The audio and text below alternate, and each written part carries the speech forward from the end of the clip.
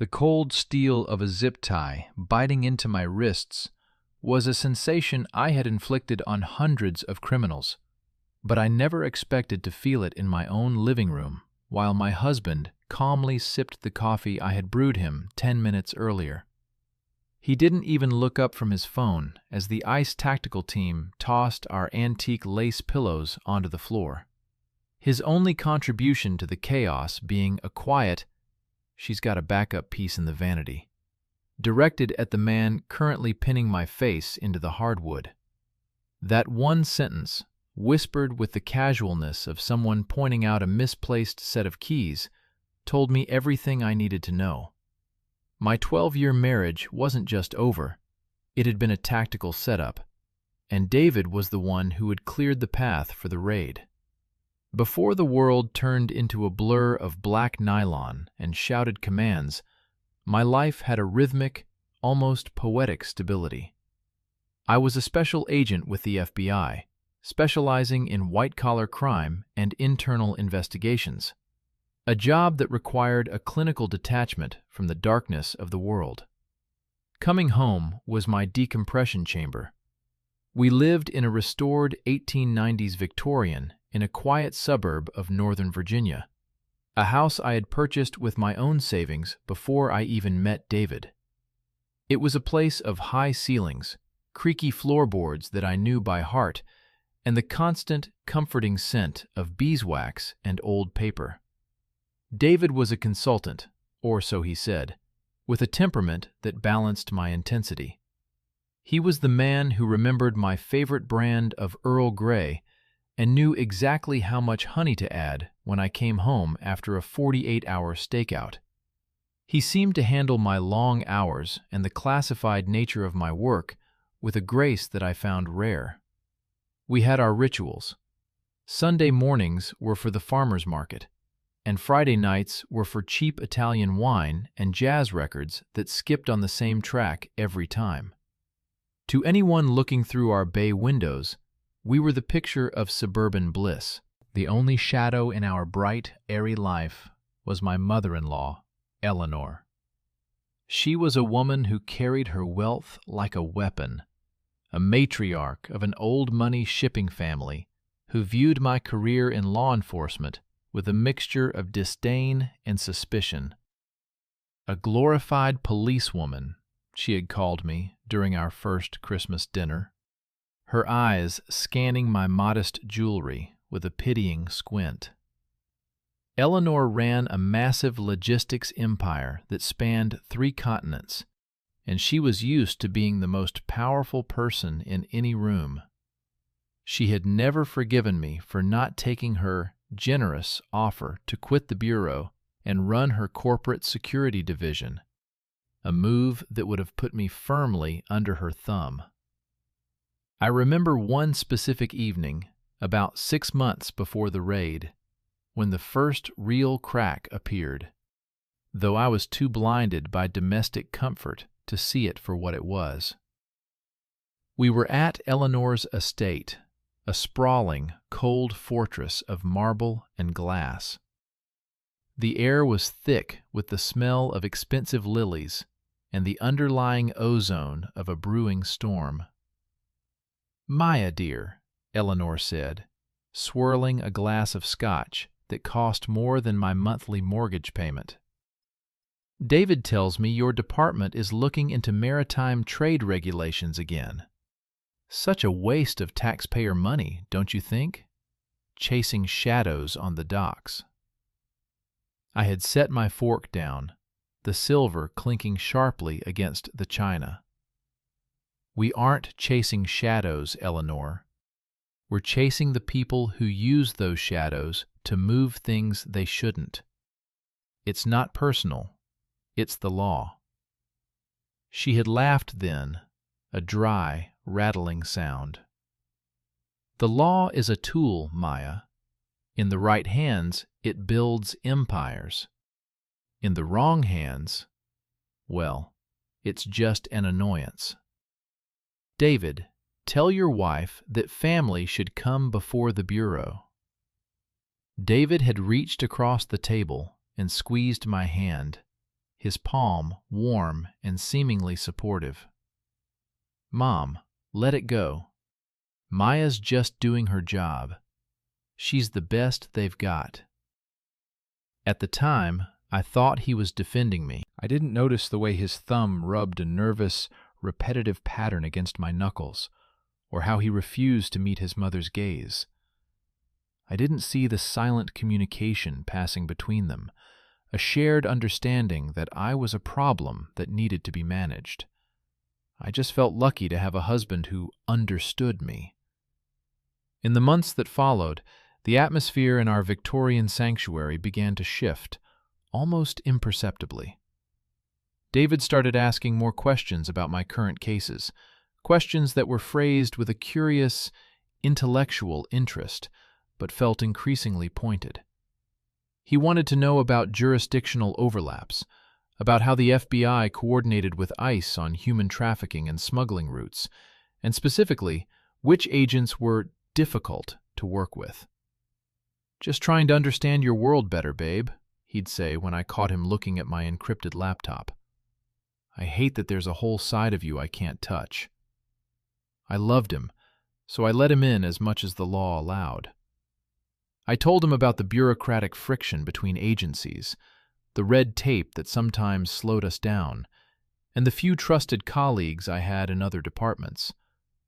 I was handing him the blueprints to my professional life, never dreaming he was passing those same blueprints to Eleanor, who was currently under a quiet, deep-cover investigation by a multi-agency task force, an investigation I wasn't even supposed to know about, but one that was getting dangerously close to her shipping lanes. The week before the raid, David was uncharacteristically attentive. He bought me a vintage watch, a beautiful, delicate piece from the 1940s. "A reminder that our time is precious," he whispered, clipping it onto my wrist. I felt a surge of warmth, a deep sense of gratitude for this man who seemed to cherish me despite the hardness of my life. "I don't deserve you," I told him that night, leaning my head against his shoulder as we sat on the porch. "You have no idea, Maya," he replied. His voice was flat, devoid of the emotion I expected. "You really have no idea." I brushed it off as exhaustion. I didn't realize that "no idea" wasn't a romantic sentiment. It was a literal statement of fact. I had no idea that the ICE agents who would soon break down my door were part of a rogue unit Eleanor had on her payroll for years. I had no idea that the consulting David did was actually laundering money for his mother's less legal ventures. And I certainly had no idea that as I sat there, feeling safe in the arms of my husband, he was finalizing the coordinates for the tactical team to storm our home while I was off duty, unarmed, and most vulnerable. The stage was set. The woman who hunted monsters had been lured into a cage, and the person holding the key was the only one she had ever truly trusted. The storm wasn't just coming, it was already inside the house, wearing a wedding ring and brewing coffee. The week leading up to the arrest was draped in a strange, heavy silence that I mistook for domestic peace. Looking back, the signs weren't just flickering, they were screaming. But I was so accustomed to analyzing threats outside my four walls that I became functionally blind to the one sharing my bed. It started with David's sudden preoccupation with my security clearance renewal. Normally, he avoided the paperwork side of my job like the plague, but suddenly he was asking about the lifestyle polygraph I had scheduled. "Do they ask about us, Maya?" He'd asked one evening while we were folding laundry. He was holding one of my tactical vests, his fingers tracing the FBI patch with an odd, lingering intensity. "Do they ask if I have any connections that might be a conflict of interest?" "They ask about everything, David," I replied, not looking up from a stack of towels. But why are you worried? You're a consultant for a mid-sized tech firm. Your biggest crime is probably an overdue library book." He didn't laugh. He just nodded and placed the vest back in its bag. "Right. Just curious how deep they dig into the spouse's life." Eleanor was asking too. She's worried her business ventures might trigger some kind of red flag for you. That was the first real warning bell. Eleanor never worried. She calculated. The fact that she was even thinking about my clearance meant she was looking for gaps in my armor. A few days later, I came home 3 hours early because a deposition had been postponed. The house was quiet, but as I walked through the mudroom, I heard David's voice coming from the kitchen.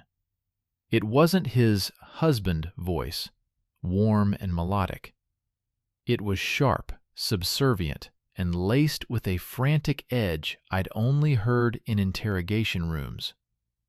"I can't just plant it, Mother," he hissed. "She's a federal agent. She checks her gear every morning. If she finds a burner phone or a flash drive that isn't hers, she'll have the Bureau's forensics team on it within the hour." I froze, my hand hovering over the door handle. My heart hammered against my ribs, a dull, rhythmic thud that seemed to echo in the narrow hallway. "Then find another way," I heard Eleanor's voice through the speakerphone. Her tone was cold enough to frost the glass. "The investigation into the port of Savannah is getting too close. If Maya doesn't become the distraction, we're all going down. Use the ICE contacts. They're already primed to believe there's a mole in the FBI's regional office. Just give them a name, David. Give them your wife." I should have moved then. I should have drawn my service weapon, burst in, and ended it. But the betrayal was so massive, so incomprehensible, that my brain simply refused to process the data. It was like trying to read a language I didn't speak. By the time I regained control of my legs, the kitchen was silent. David had walked out through the back patio, and the only sound was the hum of the refrigerator. I spent the next 48 hours in a state of hypervigilance, pretending everything was fine, while my soul felt like it was being sanded down to the bone. I began my own shadow investigation, not as an FBI agent, but as a woman hunted in her own home. I waited until David took his morning run. Then I went to his private study, a room I usually respected as his creative space. My hands didn't shake as I picked the lock on his mahogany desk. They were icy and steady, moved by a professional muscle memory that felt detached from my mind. I found it in a false bottom of a decorative humidor, a thick manila envelope. As I pulled the contents out, the world didn't just slow down, it stopped. Inside were photos of me, taken from a distance, meeting with my informants. But the captions were rewritten. A meeting with a high-level source about human trafficking was labeled "Meeting with Cartel Courier." A handoff of a protected file was described as "Receiving bribe for port clearance." And then I saw the centerpiece of the betrayal, a signed affidavit. It was on official ICE letterhead, but the name at the bottom, listed as the confidential informant, was David's.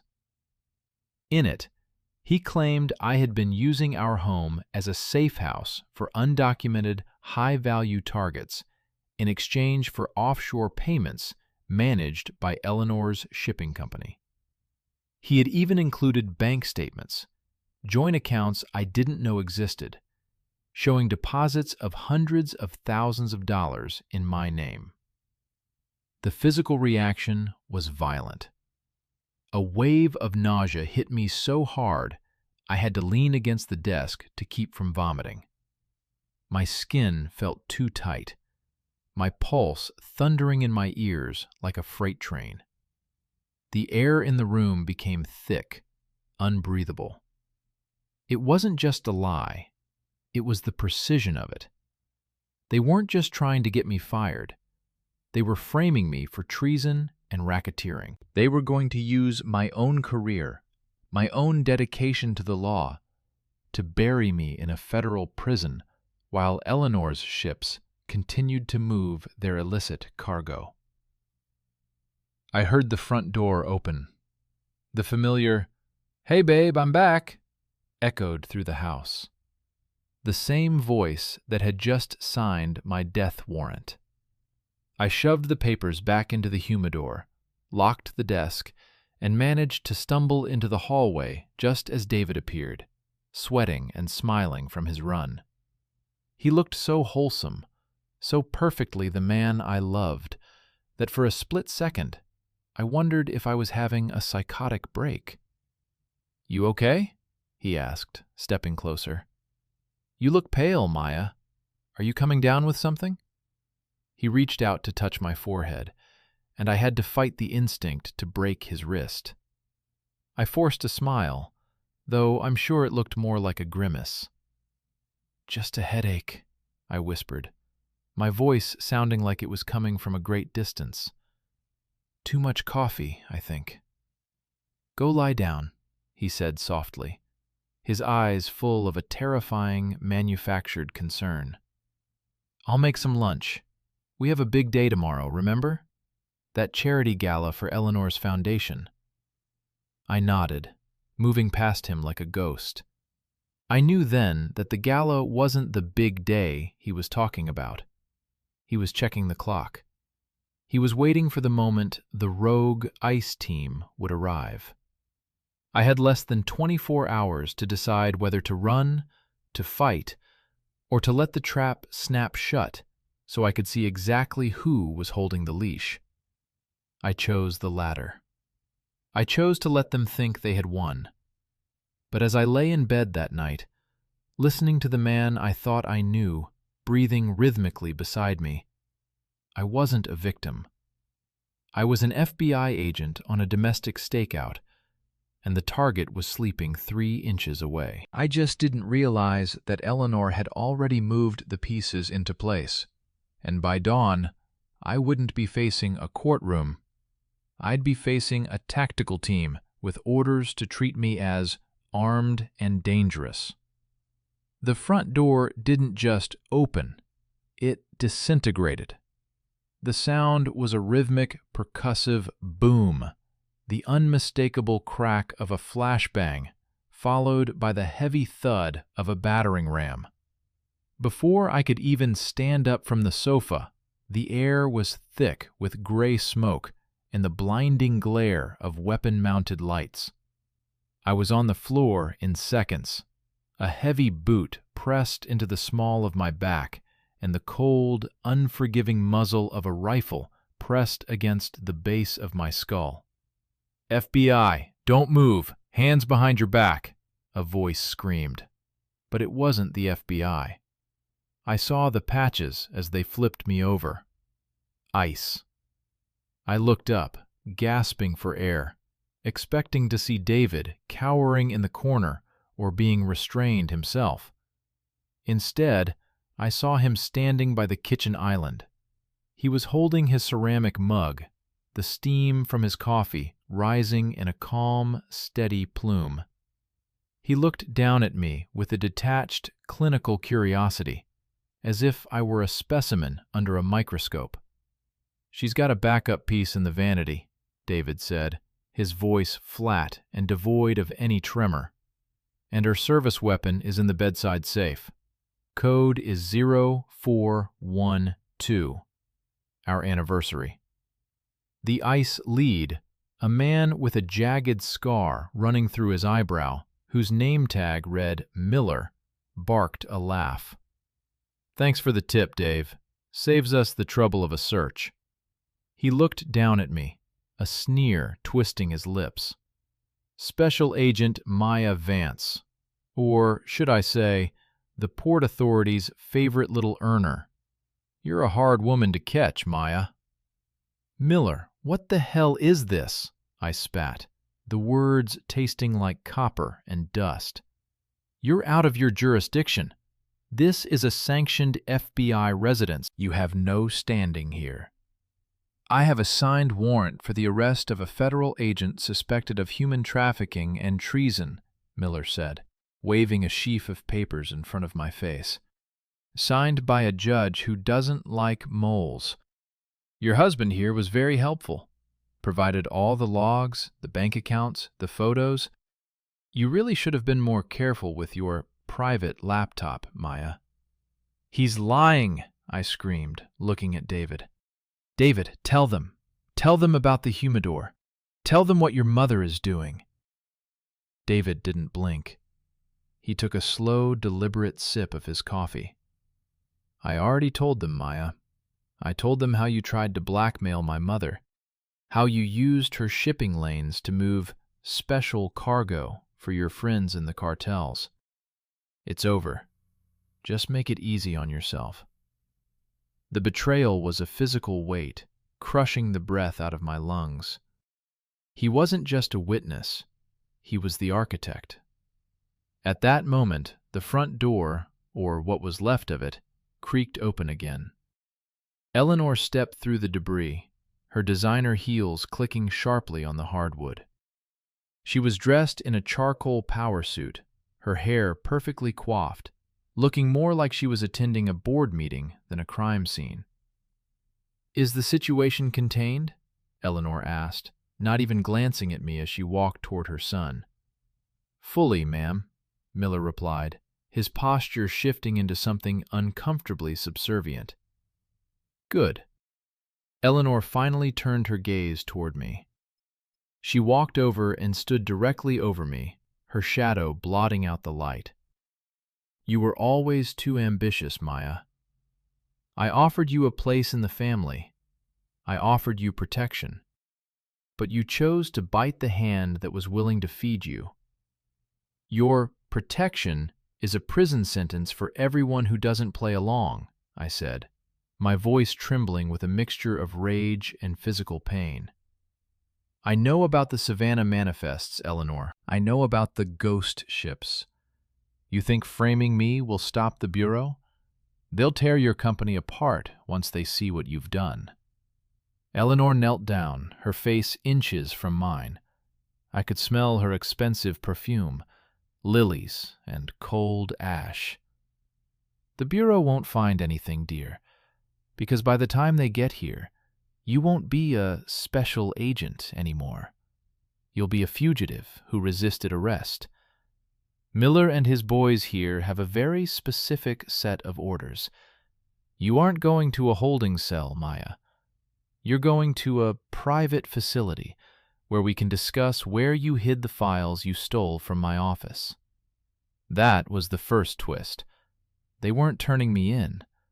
This wasn't a legal arrest. They were kidnapping a federal agent using a corrupt tactical team to make it look like a bust. David, I whispered, looking at him one last time. You're going to let them do this? You're going to let them kill me? David looked away then. For a fleeting second, I saw a flicker of the man I had loved, a flash of guilt, or perhaps just a remnant of a conscience. He opened his mouth as if to speak, but Eleanor's hands snapped out, gripping his arm with bruising force. David, go to the car, she commanded. He didn't argue. He didn't defend me. He simply set his coffee mug down on the counter and walked out the door without looking back. That silence, that absolute cowardly refusal to meet my eyes, was the final stake in the heart of our marriage. He was never yours, Maya, Eleanor hissed, turning back to me. He was always mine. I spent 3 years setting this up. I vetted you. I pushed him toward you. I needed a mole inside the FBI, someone who could provide us with the Bureau's internal surveillance schedules. You were so blinded by your perfect life that you never noticed he was installing keyloggers on your home network while you slept. The second twist hit me like a physical blow. The marriage hadn't been real, not for a single day. It was a 3-year operation directed by Eleanor to gain an intelligence asset. I wasn't his wife. I was his assignment. "You're a monster," I said, a cold, crystalline clarity beginning to settle over me. The shock was fading, replaced by a white-hot, focused fury. "I'm a businesswoman," Eleanor corrected. "Miller, take her to the van, and make sure she's incapacitated. I don't want her making a scene in the driveway." Miller nodded and pulled a syringe from his tactical vest. As he leaned in, I realized I had one advantage they didn't account for. They thought I was a victim, a broken woman betrayed by her husband. They forgot that I had spent 15 years being trained by the best instructors in the world to survive exactly this kind of situation. "One thing, Eleanor," I said, my voice dropping to a low, lethal whisper as Miller grabbed my arm. She paused, looking amused. "Yes?" "You should have checked the watch David gave me," I said, looking at the vintage timepiece on my wrist. "It's not just a reminder of precious time. It's a GPS transponder with a silent distress trigger, and I activated it the second your ICE team breached the perimeter." The look of pure, unadulterated terror that crossed Eleanor's face was the most beautiful thing I had ever seen. "Check her watch!" she shrieked at Miller. But it was too late. From the street, the real sirens began to wail. Not the single, polite chirp of a local patrol car, but the deep, window-shaking roar of an FBI hostage rescue team. "Miller, get her out of here now!" Eleanor screamed, her composure finally shattering. "Stay where you are," I yelled, my voice ringing out with the authority of the badge they had tried to strip from me. "This house is surrounded. If you move, you die." Miller hesitated. He looked at the window, then at Eleanor, then back at me. In that moment of indecision, the hunter became the prey. The transformation had begun. I wasn't just a wife anymore. I was a Fed, and I was about to burn their entire empire to the ground. The sound of the front door being breached for the second time that morning was different. It wasn't the sound of a raid. It was the sound of a liberation. The flash of light wasn't followed by the sneer of a corrupt officer, but by the disciplined, thunderous commands of my own people. "FBI, drop the weapons! Federal agents, stay down!" I felt Miller's grip on my arm slacken as he realized the perimeter he thought he controlled had been swallowed whole by a much larger predator. I didn't wait for him to surrender. The click in my head wasn't just a metaphor. It was the sound of 15 years of training overriding the grief of a 12-year betrayal. As Miller turned his head toward the window, I shifted my weight, driving my elbow into his solar plexus and sweeping his lead leg. He hit the floor with a grunt, and before he could recover, I was on top of him, snatching his own zip ties from his vest and cinching them around his wrists with a ferocity that made him howl. "Maya, stop!" Eleanor screamed, her voice hitting a register of pure, shrill panic. She tried to bolt toward the back door, but 2 HRT members in full tactical gear were already through the glass, their red laser dots dancing across her expensive charcoal suit. "Don't move, Eleanor," I said, standing up and wiping the blood from my lip. I looked at her, really looked at her, and for the first time, she didn't look like a titan of industry. She looked like a small, desperate woman caught in a web of her own making. You spent 3 years trying to learn how the Bureau works. You forgot the most important rule. We never leave our own behind. David was found in the driveway, huddled in the back of Eleanor's Mercedes, the keys still in his shaking hands. He hadn't even tried to drive away. He was paralyzed by the realization that the mole he thought he had buried was actually the one who had been digging his grave for the last 48 hours. When my colleagues pulled him from the car, he looked at me through the window, his eyes pleading, looking for the woman who used to make him Earl Grey tea. I didn't give him the satisfaction of a tear. I walked toward him, the gravel crunching under my boots, and leaned in close to the window. "You told them the safe code was our anniversary, David," I said, my voice as cold as a winter morning in the mountains. "That was your first mistake. My anniversary was never 0412. That's the date I graduated from the academy.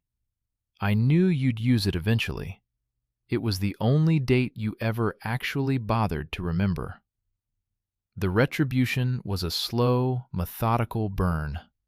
The evidence I had gathered, the audio recordings from the modified vintage watch, the documents from the humidor, and the decrypted files from David's creative space, didn't just clear my name. They acted as a thermal charge on Eleanor's entire empire. The rogue ICE unit wasn't just rogue. It was a private mercenary force funded by her offshore accounts. The legal battle lasted 18 months. I didn't just want them in prison. I wanted them erased.